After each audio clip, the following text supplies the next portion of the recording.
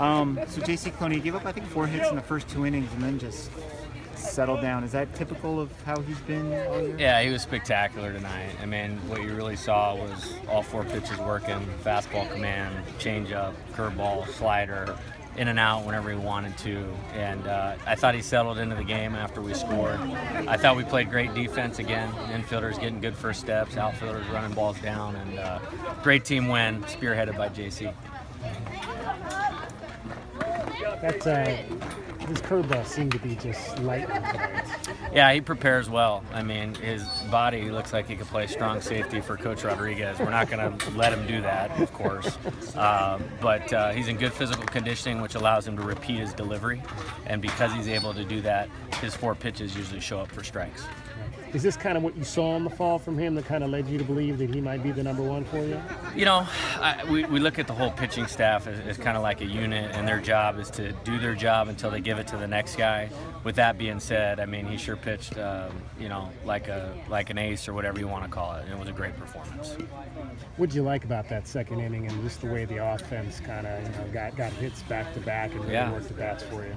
Yeah, Griffin Canning. I mean, he's a stud. I think that's his 2nd loss in his college career, and I just thought it was our guys being relentless with taking really good at bats. I mean, if you don't, he's going to carve you up.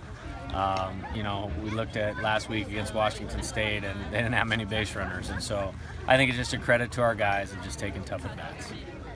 You've been sent a couple through the other side too. Is that something that you've been working on with him? Yeah, I mean, he's been great with that from the fall. Matter of fact, before the last one, the RBI single in the 7th, I think, we just talked about, hey, fall World Series, because he just has had a good blueprint of staying behind the ball, using the whole field. And he's got some bat speed, so if they come in, he turns on it well. So he's really evolving into a complete hitter. Cesar just seems like he's got a real calm demeanor for a freshman. Yeah, it's great. What's been good for us is we've played a very difficult schedule to this point, and so you're looking at guys like him, Alfonso. I think some of the other freshmen on the pitching staff are starting to come a little bit too. He's got a great demeanor, and hopefully it just keeps working. You had Dahlbeck up in the 6th or the 7th. How important was it to get Cloney to keep his pitch count down? It's great, yeah, and that's just a precautionary thing. I mean, him having to go out to 3rd base and throw, if we were going to use him, I just don't want to, throw him out there when he's not ready. So there's no way JC was coming out of the game. I'll be very clear about that. It's just, we're never going to get caught, a second too late or a hitter too late. Seems like you do most of the talking in those exchanges with the umpires.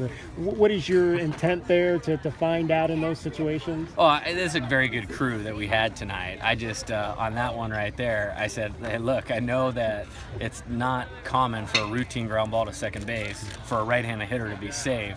So I just don't want to make sure you assumed it. And second, I thought he made the call pretty quick. So I just wanted to make sure he saw the call. What was the explanation on the hit-by-pitch, non-hit-by-pitch there? They changed the rule a little bit where you can't lean into it.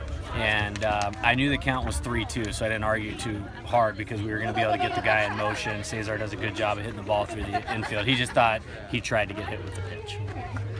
Circling back to Cloney, you mentioned before how the moment has never seemed too big for him.